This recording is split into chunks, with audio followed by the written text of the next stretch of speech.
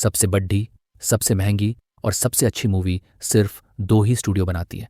पहला मार्वल, जिसे MCU यानी मार्वल सिनेमैटिक यूनिवर्स के नाम से भी जाना जाता है, जिसमें आयरन मैन, स्पाइडरमैन और कैप्टन अमेरिका जैसे हीरोज हैं।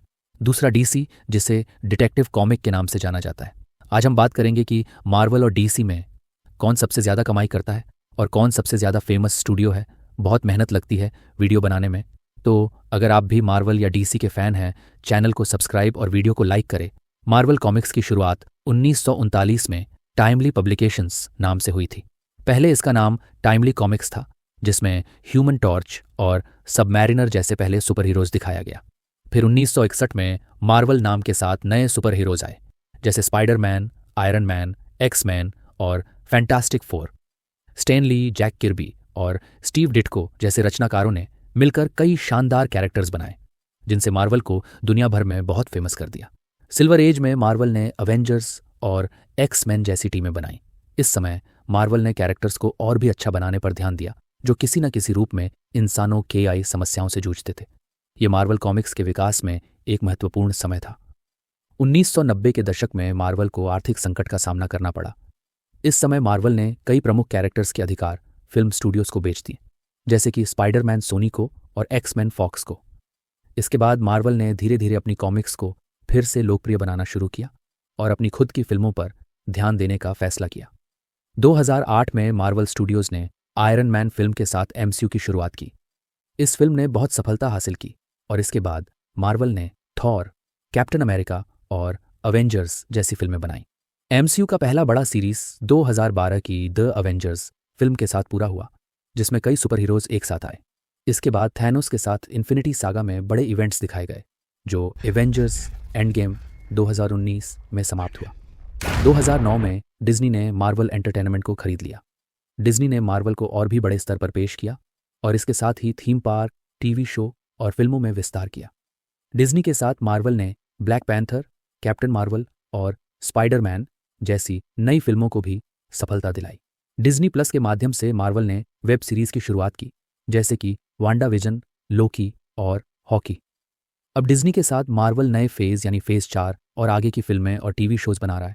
इसके तहत नए सुपर हीरोज और मल्टीवर्स जैसी नई कहानियों को पेश किया जा रहा है। एवेंजर्स, सीक्रेट वॉर्स और कांग डायनेस्टी जैसे नए इवेंट्स प्लान किए गए हैं, जिससे मार्वल यूनिवर्स और भी विशाल बनने की उम्मीद है। मुझे मार्वल में सबसे ज्यादा आयरन मैन पसंद है, जिसने अपने आराम की दुनिया छोड़कर दूसरों के लिए जीना शुरू कर दिया। आयरन मैन की कॉमिक टाइमिंग, एटीट्यूड और अच्छाई मुझे सबसे ज्यादा पसंद है। मुझे DC से ज्यादा मार्वल पसंद है। आपको क्या अच्छा लगता है, मार्वल या फिर DC? कमेंट में बताओ। DC का फुल फॉर्म है डिटेक्टिव कॉमिक है। DC कॉमिक्स की शुरुआत 1934 में मल्कम व्हीलर निकोलसन ने की थी। पहले DC ने नेशनल एलीट पब्लिकेशन नाम से कॉमिक्स पब्लिश की, जिसमें पहली बार सुपरमैन को 1938 में पेश किया गया। इसके बाद बैटमैन 1939 और वंडर वुमन 1941 जैसे आइकॉनिक पात्र आए, जो DC यूनिवर्स की पहचान बन। 1989 में वार्नर ब्रदर्स ने DC कॉमिक्स को खरीदा और इसके साथ ही DC ने फिल्मों और TV में भी अपना विस्तार किया।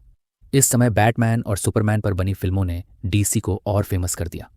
DC ने 2013 में मैन ऑफ स्टील फिल्म के साथ अपने film universe DC extended universe या DCU की शुरुआत की।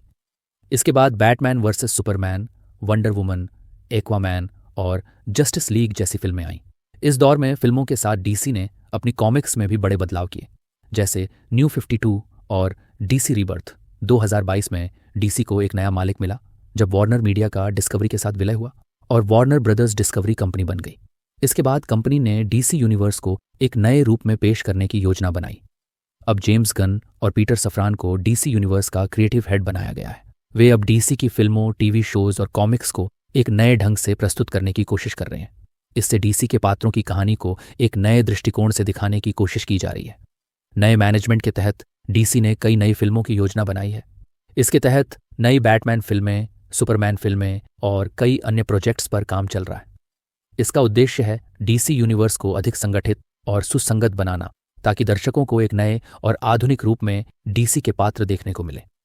मार्वल और DC दोनों ही बहुत कॉमिक्स कंपनियां हैं, जिनकी सुपर हीरो कहानियां और कैरेक्टर्स ने दुनिया भर में फेम हासिल की है। इनके बीच कुछ बड़े बड़े फर्क हैं, जो इन दोनों को एक दूसरे से बहुत अलग बनाते हैं। आइए इन पर आराम से बात करते हैं। 1. कैरेक्टर्स का स्टाइल डीसी के कैरेक्टर्स आमतौर पर अधिक पावरफुल और गॉड लाइक होती है। गॉड लाइक यानी गॉड की ताकत, जैसे मार्वल में थॉर के पास होते हैं, जैसे कि सुपरमैन, वंडर वुमन और एक्वामैन। ये अक्सर सामान्य इंसानों से कहीं अधिक शक्तिशाली होते हैं और अपनी दुनिया के रक्षक के रूप में देखे जाते हैं। डीसी के पात्रों की कहानियां अधिक गहरी, गंभीर और डार्क होती हैं। मार्वल के कैरेक्टर्स में मानवीय भावनाएं और समस्याएं अधिक देखने को मिलती हैं, जैसे कि स्पाइडरमैन, आयरन मैन और कैप्टन अमेरिका। ये कैरेक्टर्स अपनी निजी और सामाजिक समस्याओं का सामना करते हुए सुपर हीरो की जिंदगी जीते हैं, जो इन्हें दर्शकों के करीब लाता है।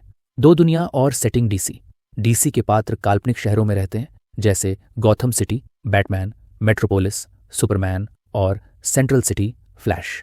इन काल्पनिक स्थानों के कारण डीसी यूनिवर्स कुछ हद तक एक अलग और काल्पनिक दुनिया जैसा लगता है। मार्वल के कैरेक्टर्स ज्यादातर असली शहरों में रहते हैं, खासकर न्यूयॉर्क सिटी में। इसके कारण मार्वल की कहानियों को ज्यादा सच्चाई और दर्शकों के करीब माना जाता है, क्योंकि वे असली दुनिया में होते हुए महसूस होते हैं। 3. सुपर हीरो टीम्स डीसी में जस्टिस लीग मैन टीम है, जिसमें Superman, Batman, wonder woman, flash और एक्वामैन जैसे शक्तिशाली सुपर हीरो शामिल हैं। ये टीम डीसी की सबसे ताकतवर सुपर हीरो टीम है। मार्वल में अवेंजर्स, एक्समैन और फैंटास्टिक फोर जैसी कई टीम्स हैं। अवेंजर्स में captain America, iron man, Thor और हल्क जैसे सुपर हीरो शामिल होते हैं। मार्वल की टीम्स अक्सर आपसी मतभेदों और व्यक्तिगत संघर्षों के साथ दिखाई जाती हैं। 4. कॉमिक्स और फिल्मों का टोन डीसी की कहानियों का टोन बहुत सीरियस और डार्क होता है। फिल्मों में भी डीसी ने इस गहराई को बनाए रखा है, जैसे द डार्क नाइट और बैटमैन वर्सेस सुपरमैन। मार्वल की कहानियों में हंसी, मजाक और हल्कापन देखने को मिलता है। मार्वल की फिल्मों में एक्शन के साथ साथ हल्के फुल्के संवाद और हास्य भी होता है, जो दर्शकों को ज्यादा आकर्षित करता है, जैसे गार्डियंस ऑफ द गैलेक्सी और स्पाइडरमैन। 5. फिल्म यूनिवर्स का विकास डीसी का फिल्म यूनिवर्स DCU 2013 में मैन ऑफ स्टील से शुरू हुआ। हालांकि डीसी की फिल्मों ने मार्वल जितनी सफलता नहीं पाई, लेकिन उनके पास कुछ फेमस स्टैंडअलोन फिल्में हैं, जैसे जोकर और द बैटमैन। मार्वल ने 2008 में आयरन मैन से अपने सिनेमैटिक यूनिवर्स MCU की शुरुआत की और इसे बहुत ही सफल बनाया। एवेंजर्स और इन्फिनिटी सागा जैसे बड़े इवेंट्स के साथ मार्वल ने एक मजबूत और जुड़े हुए यूनिवर्स का निर्माण किया, जो लगातार बढ़कर रहा है। 6. नई कहानियों और मल्टीवर्स का प्रयोग डीसी में मल्टीवर्स की अवधारणा बहुत पुरानी है और उन्होंने इसका इस्तेमाल क्राइसिस ऑन इन्फिनिट अर्थ्स जैसी कॉमिक्स में किया है। डीसी ने मल्टीवर्स को दिखाने के लिए कई बार अपनी कहानियों को रिब्यूट भी किया है। मार्वल भी अब मल्टीवर्स को अपने यूनिवर्स में ला रहा है। हाल की फिल्मों और सीरीज जैसे स्पाइडरमैन, नो वे होम और doctor strange in the multiverse of madness में मल्टीवर्स को दिखाया गया है, जो दर्शकों के लिए रोमांचक है। ऐसे ही अमेजिंग फैक्ट्स के लिए हमें फॉलो करें।